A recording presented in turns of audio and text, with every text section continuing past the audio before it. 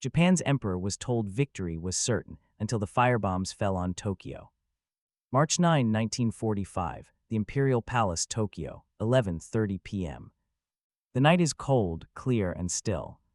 Within the private study of the Fukuge Akyo, the Imperial Library, a single light glows.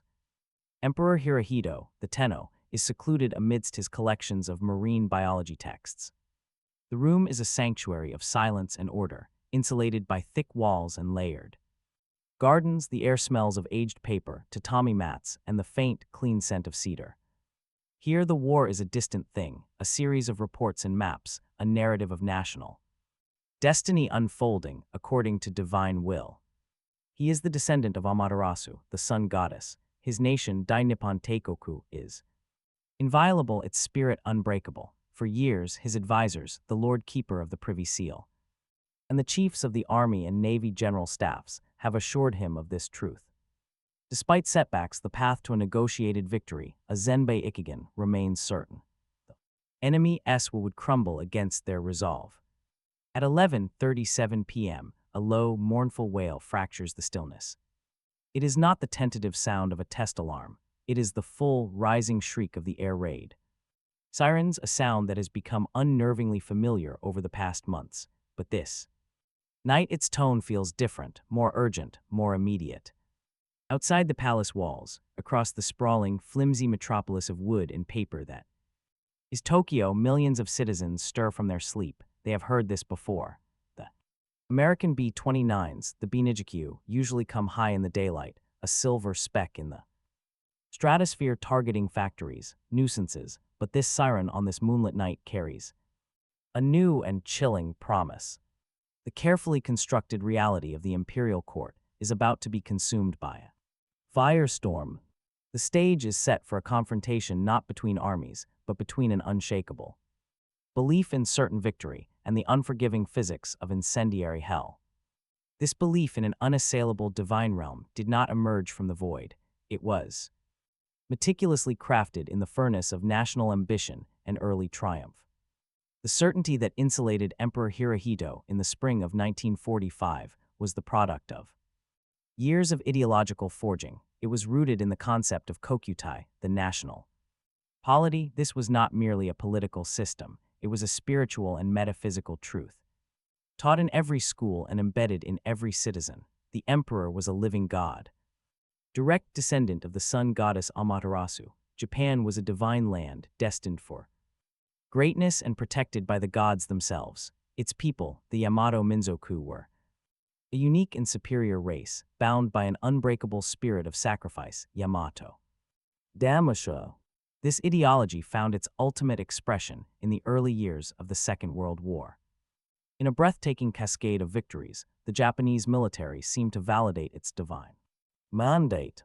December 1941, Pearl Harbor, a stunning blow that crippled the American Pacific Fleet. February 1942, the fall of Singapore, the impregnable British fortress surrendered by tens of thousands of troops to a smaller Japanese force. Prime Minister Winston Churchill would call it the worst disaster in British military history. March 1942, the Dutch East Indies fell, securing vast oil reserves. May 1942, Corregidor, the last American bastion in the Philippines, surrendered. The map of the Pacific was being redrawn in the crimson of the rising sun. The Greater East Asia Co-Prosperity Sphere was not just a propaganda slogan, it was a burgeoning reality. The Imperial Japanese Navy ruled the waves with its formidable carrier strike force and the mythically powerful battleships Yamato and Musashi. The Imperial Japanese Army, though brutal in its methods, appeared unstoppable, conquering territory from the jungles of Burma to the islands of the South Pacific. Within the Imperial Palace, the reports confirmed this narrative of invincibility.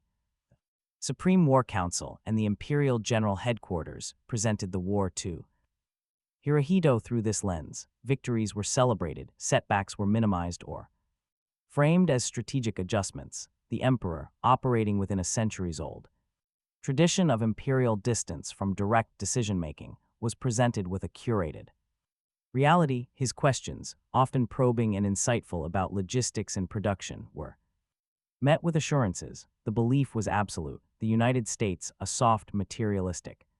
Democracy lacked the spiritual fortitude for a long, bloody war, one more decisive. Victory and they would sue for peace, leaving Japan as the master of Asia. This was the world as Hirohito knew it in mid-1944, a world of divine destiny, military triumph and an unshakable path to victory, but far from the quiet halls of the palace. That world was already beginning to fracture, its foundations crumbling under the weight of industrial might and a new, ruthless American resolve. The first tremors of the coming cataclysm were not felt in Tokyo, but in the vast expanse of the Philippine Sea, where the very instrument of Japan's early glory, its naval air power, was about to be annihilated. The turning point, the moment the war irrevocably shifted, occurred in the skies over the Mariana Islands in June 1944. American forces had stormed the beaches of Saipan, territory considered part of Japan's inner defense perimeter. The Imperial Japanese Navy launched Operation Ago, a decisive counterthrust meant to destroy the U.S. Fifth Fleet. The resulting engagement, known to history as the Great Marianas Turkey Shoot, was not a battle but a slaughter. American pilots, flying superior Hellcat fighters, and guided by advanced radar and communications, decimated the Japanese naval arm. Over 300 Japanese aircraft were shot down in a single day, many of them flown by inexperienced pilots, the veterans of 1941 and 1942 long since dead. Carriers Taiho and Shikaku, veterans of Pearl Harbor, were sent to the bottom. The loss of Saipan in July was a catastrophe that resonated on multiple, devastating levels. For the first time, American B-29 superfortresses now had a base with unrefueled bombing range of the Japanese home islands, but more immediately, the fall of Saipan shattered the political narrative in Tokyo. The island's civilian population, told of American barbarism, committed mass suicide from cliffsides. Premier Hideki Tojo and his entire cabinet were forced to resign. Most significantly, Emperor Hirohito was reportedly deeply shaken. The official reports could no longer disguise the scale of the disaster. The inner perimeter had been breached. The divine wind was faltering. And then the B-29s came. Initially, the high-altitude, precision bombing raids that began in November 1944 from the Marianas were ineffective. The jet stream wreaked havoc on bombing accuracy, and mechanical teething problems plagued the sophisticated superfortresses. The bombs fell harmlessly in fields and suburbs. To the Japanese populace and, by extension, the court officials who filtered the news for the emperor, this was confirmation of American incompetence and Japanese resilience. The nation's spiritual purity was deflecting the materialist weapons of the enemy. This illusion was fostered by a system of deliberate misinformation. The Supreme War Direction Council, led by figures like General Korchika Anami, consistently downplayed losses and exaggerated American casualties. Reports to the emperor were sanitized. The true state of the nation, the crippled navy, the decimated pilot corps, the collapsing merchant fleet, the growing hunger in the cities, was kept from him. He was told that the new defense preparations, the mobilization of the volunteer corps, and the planned decisive battle on the home islands would bleed the Americans white when they invaded, forcing them to the negotiating table. Victory was still certain. It would just be achieved through a final, glorious sacrifice. But in the headquarters of the United States Army Air Forces on Guam, a new commander was studying the failed bombing campaigns and arriving at a radically different, brutally logical conclusion. General Curtis LeMay saw the inaccuracy of high-altitude bombing and the resilience of Japanese industry, which was widely dispersed among small, home-based workshops. He also saw the profound vulnerability of Japanese cities. They were constructed almost entirely of wood and paper. LeMay made a cold calculation. He would strip his B-29s of their defensive guns and ammunition to carry more bombs. He would send them in at low altitude at night to avoid the jet stream and Japanese fighters, and he would fill their cavernous bomb bays not with high explosives but with clusters of a new, terrifying weapon, the M69. Incendiary bomb, a jellied gasoline-filled tube designed to start uncontrollable fires. The stage was no longer the vast Pacific Ocean or distant jungle islands. It was now the very heart of the empire, the sprawling, flammable capital of Tokyo. The abstract reports of certain victory prepared for the emperor were about to collide with a physical reality of unimaginable heat and force. Emperor Hirohito existed within a bubble of ritual and remove, a world governed by ancient precedent and modern deception. His primary source of information was the Jushin, the senior statesman, and the reports presented by the imperial general headquarters. These were not raw battlefield assessments, they were curated summaries designed to manage the emperor's perception and maintain his symbolic purity. He was not a commander in the field, but a constitutional monarch whose questions and suggestions carried divine weight, yet were often oblique. He would express concern over production figures or ask about the viability of a new strategy, but he rarely issued a direct countermanding order. This system, which had worked during the euphoric early victories, now became a fatal flaw. The men surrounding him, like the new prime minister, General Kuniaki Koiso, and later the elderly, cautious Baron Kentaro Suzuki, were often as insulated as he was, reliant on the same optimistic reports from the military, the truth that Japan's industrial capacity was collapsing, that its navy was a ghost fleet, that its people were starving, was filtered out before it could reach the library study. The emperor's reality was a map where Japanese spirit outweighed American steel, a world where the planned defense of the home islands, Ketsugo, would unleash millions of determined citizens with bamboo spears upon the invading Americans, creating such a bloodbath that Washington would recoil. It was a reality built on faith, not logistics, and it was about to be tested by fire. This insulated existence, however, was not one of complete ignorance. There were moments of piercing clarity. The fall of Saipan had shaken him, he privately expressed dismay at the military's false optimism. Yet, the institutional and cultural barriers to his direct intervention were immense. He was a prisoner of his own divinity, trapped by a system that revered him too much to burden him with the grim, undignified truth. As the first warnings of a new, low-level bombing tactic from American intelligence intercepts filtered into the War Ministry, they were likely dismissed as another failed enemy innovation, not the harbinger of a fundamental shift in warfare. The emperor, concerned yet trusting, remained in the shadows, while in Guam, a man who dealt only intangible realities was finalizing a plan to burn those shadows away. On Guam, General Curtis LeMay, a man of bulk, silence, and a perpetually clenched cigar, was conducting a ruthless audit of his own command's failures. The high-altitude precision campaign had been a costly disappointment. He pored over reconnaissance photos and intelligence reports, his engineer's mind identifying patterns. He saw that Japanese fighter opposition at night was weak and ineffective. He saw that the complex fire control systems on the B-29s were unnecessary if they weren't engaging in dogfights. Most crucially, he understood the target itself. Tokyo was not Berlin. It was not a city of stone and steel. It was a tinderbox. Its residential and industrial districts were a dense, chaotic labyrinth of wooden homes, paper-thin walls, and narrow alleys, where small workshops fed larger assembly plants. A high-explosive bomb might destroy one building. 1,000 incendiaries could destroy a city. His operational order for mission number 40 was a masterpiece of destructive innovation. Complete reversal of established Allied bombing doctrine. The B-29s would fly singly, not in formation, to avoid mid-air collisions in the dark. They would strike at night, between 5,000 and 9,000 feet, a daringly low altitude that increased bomb load, improved accuracy, and placed them beneath the fierce jet stream, but well above the range of light flak. They would carry only incendiaries, M69 canisters. These were not simple gasoline bombs. They were ingenious and horrific. Dropped in clusters, they would separate and free fall, deploying a small parachute to orient them nose down. Upon impact, they ejected a glob of napalm that would splatter and ignite, clinging to whatever it touched: wood, tile, flesh. Nothing was safe.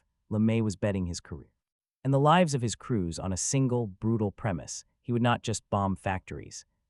He would burn a city to the ground, and with it, Japan's will to fight. There was no divine Destiny in his calculations, only the cold arithmetic of combustion, wind speed, and urban density. He was preparing to unleash a biblical plague upon a modern city, and he was doing so with the dispassionate certainty of a scientist. The Boeing B-29 Superfortress was a technological marvel, a quantum leap in aerial warfare. It was the most complex and expensive weapon of the entire war, a project that had consumed over $3 billion, more than the Manhattan Project. It featured a pressurized cabin for its 11-man crew, allowing them to work in shirt-sleeve comfort. While cruising at over 30,000 feet, high above the weather and most anti-aircraft fire, its four massive Wright R-3350 duplex Cyclone engines gave it a range of over 3,000 miles. Enough to reach Tokyo from the Marianas. Its central fire control system, a network of analog computers and remote-controlled gun turrets, allowed it to defend itself with unprecedented accuracy. It was built to be a high-altitude precision bomber, but Curtis LeMay was about to repurpose this exquisite instrument of surgical strike into a low-level blunt instrument of mass annihilation by stripping it of its guns and ammunition. He was transforming the Superfortress into a dedicated firebombing truck capable of carrying 7 tons of incendiaries on the long flight to Japan. This revolutionary weapon was aimed at a target that was, in many ways, centuries old. Tokyo was a city of profound contrasts. It housed modern government buildings, steel framed factories, and a sophisticated rail network, but the vast majority of its population, over 7 million people, lived and worked in districts that were medieval in their construction. The Shitamachi, the low-lying downtown areas along the Sumida River, were a dense, organic sprawl of wooden row houses, small workshops, and factories all packed together along alleys too narrow for a fire truck. Walls were made of paper, beams were old, dry timber, roofs were layered, flammable tile. The city's official fire breaks, wide boulevards carved out after the Great Kanto earthquake of 1923, were woefully inadequate. The entire urban ecosystem was a perfect fuel-air mixture, waiting only for a spark. The Japanese military and civil authorities knew this vulnerability. They had organized neighborhood firefighting associations and conducted drills. They had dug thousands of rudimentary fire pits and encouraged citizens to create water-filled buckets, but these were preparations for a conventional fire, the kind that might start from a kitchen accident or a single explosive bomb. They were utterly futile against the concept LeMay was about to unleash, a planned, concentrated, and sustained aerial firestorm designed to overwhelm every defense and consume all available oxygen. The most advanced aircraft in the world was being sent to destroy one of the most flammable cities in the world. For the citizens of Tokyo, the war had long since ceased to be a distant conflict reported in triumphant headlines. It was a daily reality of deprivation, mobilization, and psychological conditioning. Men were gone, conscripted into the military. Women, children, and the elderly were mobilized into the volunteer corps, toiling in munitions workshops or clearing land for victory gardens. Food was scarce, with rice rations shrinking and substitutes like acorns and sawdust becoming common. The government's propaganda machine never ceased. It spoke of 100 million hearts beating as one, and the glorious sacrifice that would lead to final victory. Radio broadcasts and newspapers depicted Americans as demons and beasts, reinforcing the belief that surrender meant unspeakable brutality. The entire society was geared for a final apocalyptic battle on the home islands, a concept known as ketsugo. Schoolchildren were drilled with wooden spears, taught to lunge at the tires of invading tanks. The populace was told they were the final spiritual bulwark. Their unbreakable Yamato Damasha would triumph over the enemy's material advantage. This indoctrination created a paradoxical state of mind, a deep, pervasive anxiety about the future coexisting with a fanatical, almost fatalistic, readiness to die for the emperor. When the air raid sirens sounded, as they often did, people would retreat to their flimsy shelters, trusting in the nation's spiritual armor and their own meager preparations. They had endured the high-level raids. They had seen the B-29s fly over their contrails, etching the high sky, and heard the distant, mostly harmless crumps of high explosives. They had been told, and they believed, that their spirit could withstand the enemies. Bombs on the night of March 9, 1945, that belief was the only defense they had left. Fragile shield against an incoming storm of scientific, industrialized fire. The air on Guam, Tinian, and Saipan was thick with tension and the smell of high octane fuel. On the evening of March 9, 1945, the ground crews performed their final, grim tasks. They loaded the B-29s of the 21st Bomber Command, not with the usual high explosive bombs, but with clusters of M69 incendiaries. The mood among the air crews was somber and apprehensive. They had been briefed on LeMay's radical new tactics. They were going in low, at night, largely defenseless. Many believed it was a suicide mission, that the flak over Tokyo would shred them, but orders were orders. At 5:35 p.m. local time, the first of 334 B-29 superfortresses, Dauntless Dottie, thundered down the runway and lifted into the twilight. The rest followed at 30-second intervals. Massive, dark armada climbing northwest toward Japan. The flight across the black expanse of the Pacific was long and unnervingly quiet. Inside the pressurized cabins, crews monitored their instruments, the steady drone of the engines a constant hum. There was no fighter opposition. The Japanese, conditioned by months of high-altitude daylight raids, had no effective night fighter force to intercept them. As the coast of Honshu appeared on the radar scopes, the tension ratcheted up. The initial point of the bomb run was approached. Then, at 12:08 a.m. on March 10, the first Pathfinder planes arrived over Tokyo. They were met not by a storm of flak, but by a city laid out in the moonlight, largely blacked out but eerily visible. The primary target was a rectangular area of approximately 16 square miles in the Shitamachi, encompassing the districts of Asakusa, Fukugawa, and Honjo. The Pathfinders, flying at the head of the stream, began their work. They did not aim for a factory or a dockyard. They aimed at the city itself. Using the converging lines of the Sumida River as their visual marker, they dropped the first payloads, not incendiaries, but napalm-filled M47 bombs. These were marker bombs designed to create huge, flaming crosses on the ground, an X to mark the spot. From 5,000 feet, the crews saw them hit, blossoming into brilliant, rolling pools of orange and white fire. The main force of bombers, stretching back over 100 miles, now had its beacon.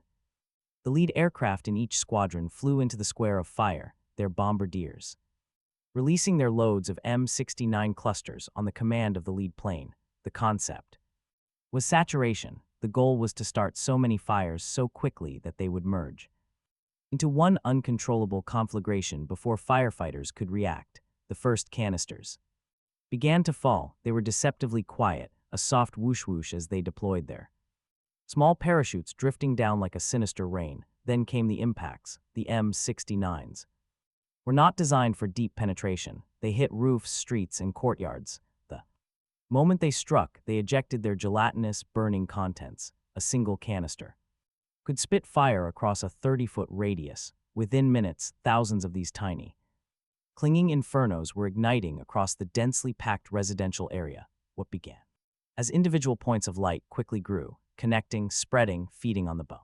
Dry wood and paper. The city was beginning to burn, but this was only the prelude. The physics of the firestorm were just beginning to awaken.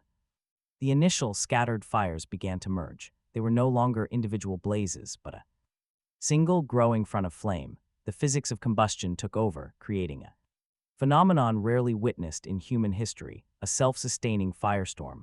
The superheated air above the conflagration began to rise with terrifying force, creating a massive thermal vacuum at the surface. This vacuum acted like a giant bellows, sucking in cooler, oxygen-rich air from the periphery at hurricane speeds. The winds generated were not gusts, they were a continuous screaming gale, reaching velocities of 60 miles per hour, powerful enough to rip tiles from roofs and uproot trees. These winds did not blow the fire out, they fed it, channeling the oxygen directly into the heart of the inferno, turning the streets into literal blast furnaces. For the people trapped in the Shitamachi, hell became a tangible, physical reality. The fire department's response was annihilated in the first minutes. The winds overturned Fire trucks, water mains, shattered by the heat or deliberately shut off to preserve. Pressure ran dry. The narrow alleys, once familiar pathways home, became deadly wind. Tunnels and fire traps. Civilians, following their drilled procedures, rushed to the designated communal fire pits and open spaces, only to find them death traps. Oxygen was being sucked from these very spaces, and the radiant heat was enough to kill instantly. Temperatures in the core of the firestorm reached 1,800 degrees Fahrenheit. Metal melted, glass flowed in liquid streams, people simply burst into flames. Where they stood, their bodies reduced to unrecognizable, carbonized forms in seconds. The Sumida River, which many saw as a potential refuge, became a scene of its own. Particular horror, thousands fled into its waters, hoping to escape the searing heat, but the firestorm raging over the river created a convection oven effect. The water grew scalding hot. Those who sought refuge were either boiled alive or asphyxiated by smoke and superheated gases that skimmed the water's surface. The currents became choked with the bodies of the drowned and the burned. On the bridges, piles of corpses lay tangled, caught in a final, desperate attempt to cross to the other side. The air was filled with the roar of the flames, the crash of collapsing buildings, and the shrieks of the dying, a sound one survivor described as the scream of a nation burning alive. Above this cataclysm, the B-29 crews witnessed a sight that would haunt them forever. The updrafts were so violent that they battered the 75,000-pound bombers, tossing them thousands of feet in the air. The stench of burning flesh and wood permeated the aircraft even through their pressurized cabins. One navigator recalled, it was like looking into the mouth of hell. The glow from the fire was visible from 150 miles away. For 3 hours, the stream of aircraft unloaded their terrible cargo, systematically expanding the circle of annihilation. By the time the last B-29 turned for home, a quarter of Japan's capital was an incandescent ruin. The carefully curated narrative of CERT victory, the divine protection of the Tenno, and the unbreakable spirit of the people had been incinerated in a single, terrifying night. The abstract had been made horrifyingly real. Dawn on March 10, 1945, revealed a landscape alien in its devastation. A thick, acrid pall of smoke and ash blotted out the sun, casting a perpetual twilight over the capital. Where the bustling Shitamachi districts had once stood, there was now a vast, smoldering plain of blackened rubble, punctuated by the grotesque skeletal remains of reinforced concrete buildings. The air was unbreathable, filled with the stench of charred wood, scorched metal, and death. The sheer scale of the destruction was disorienting. Familiar landmarks, temples, schools, factories had simply vanished. Rescue workers and dazed survivors moved through the ruins like ghosts, their faces blackened, their clothes in tatters. Their world had been reduced to ash and memory. The human cost was staggering, almost beyond comprehension. In just over 3 hours, Operation Meetinghouse had killed an estimated 100,000 people. It injured another 40,000, many of them horrifically burned. Over 1 million were left homeless, their possessions and livelihoods erased. The destruction was so complete that accurate casualty counts were impossible. Entire families were vaporized, leaving no one to report them missing. The city's infrastructure was shattered. 22 key industrial targets listed by the Americans were destroyed, but so were 267,000 buildings, homes, shops, schools, hospitals. The physical fabric of Tokyo had been torn apart. The riverbanks were lined with piles of corpses, so numerous that they were collected with rakes and hoes. Mass cremations on pyres made from the debris of the city would burn for days, a grim echo of the firestorm itself. The immediate task was not recovery, but mere survival. Disposing of the dead to prevent disease and finding shelter for the living in a city that could no longer house them. The shockwave of the raid reverberated instantly through the corridors of power. For the first time, the military authorities could not hide the magnitude of a disaster. The reports that reached the Imperial Palace were no longer sanitized summaries. They were raw, brutal assessments of the catastrophe. The army and navy, who had promised the emperor they could defend the homeland, had been proven utterly powerless. Their anti-aircraft guns, designed for high-altitude attacks, had been ineffective. Their fighters had been blind and useless in the night. the myth of the military's ability to protect the people, a cornerstone of the regime's legitimacy, had collapsed in a single night. The Home Ministry, overwhelmed and panicked, began a frantic and disorganized evacuation of the city's surviving population, an admission that the war had now come home in its most terrible form. The strategic calculus of Japan's leaders was thrown into disarray. The planned decisive battle, Ketsugo, was predicated on a drawn-out invasion. This was something different, a swift, total, and indiscriminate annihilation from the air. That could be repeated city by city until there was nothing left to burn. For Emperor Hirohito, the reports from the morning of March 10th were a rupture in his perceived reality, the carefully constructed narrative of certain victory of a nation, protected by its spiritual purity and military prowess, lay in ashes alongside Tokyo.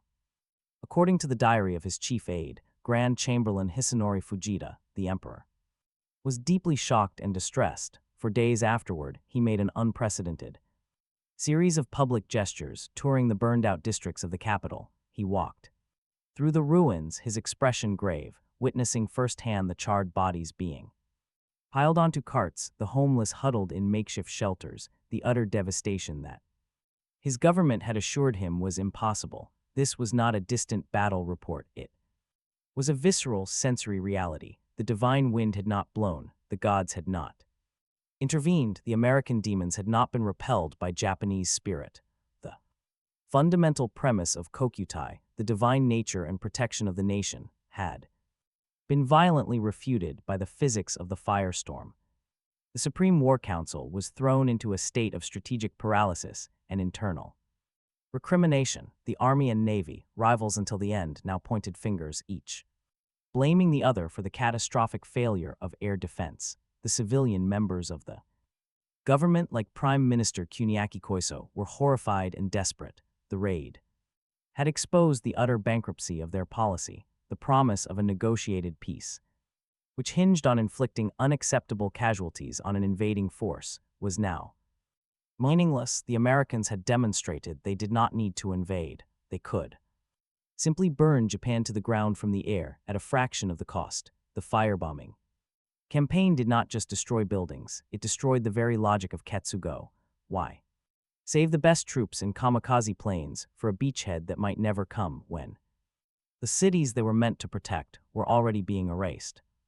In the weeks that followed, the nightmare became routine. LeMay's bomber command, emboldened by the near-total lack of effective Japanese countermeasures, refined its tactics and repeated the punishment. Nagoya, Osaka, Kobe, dozens of smaller cities. One by one, urban Japan was systematically incinerated, the stream of refugees flooding the countryside carried with them tales of apocalyptic horror, breaking the government's monopoly on information and sowing widespread despair and disillusionment. The will of the people, that intangible resource the military had counted on, was being broken not by a soldier's bayonet, but by the terror of the night sky. The reports that now crossed the emperor's desk were no longer about hypothetical future victories. They were grim tallies of lost industrial capacity, starving populations, and a collapsing home front. The question in the imperial palace shifted subtly, imperceptibly. At first, from how do we achieve victory to how do we end this. The firebombs had not just burned Tokyo, they had burned away the illusion of certainty, forcing the divine sovereign to confront the terrifying, mortal reality of his nation's defeat. The ashes of Tokyo settled, but they left a permanent stain on the conscience of warfare. The firebombing campaign, of which the night of March 9-10 was the brutal, defining masterpiece, represents a critical and deeply troubling pivot in human conflict. It was the moment when the long-held, if often violated, distinction between combatant and non-combatant was decisively erased by the logic of total war. The factory worker and the infant, the soldier and the grandmother were fused into a single, targetable entity. The enemy's capacity to sustain war and his will to wage it. For Japan, the firebombs were more than a military defeat. They were a spiritual and ideological cataclysm. The divine nation, insulated by its own mythos, was forced to kneel not before a more righteous God, but before a more efficient and ruthless application of physical force. The emperor's certainty, the foundation of the national Polity was incinerated in those flames, creating a vacuum of belief that would ultimately be filled by the necessity of surrender. The destruction was so total, so undeniable that it bypassed the military censors and spoke directly to the soul of the nation and to its sovereign in a language of pure, unadulterated terror. In the broader tapestry of history, the firestorm over Tokyo stands as a dark precursor to the atomic age that would follow. It demonstrated that industrial-era technology, wielded with cold intent, could achieve destruction on a biblical scale. It raised, but did not answer, the enduring moral question of how much suffering can be justified to end. A greater suffering, the charred ruins of the Shitamachi, are a silent monument to this dilemma, a reminder that the path to peace can sometimes be paved with the most horrific of means, and that the certainty of leaders is often the most fragile and most dangerous illusion of all.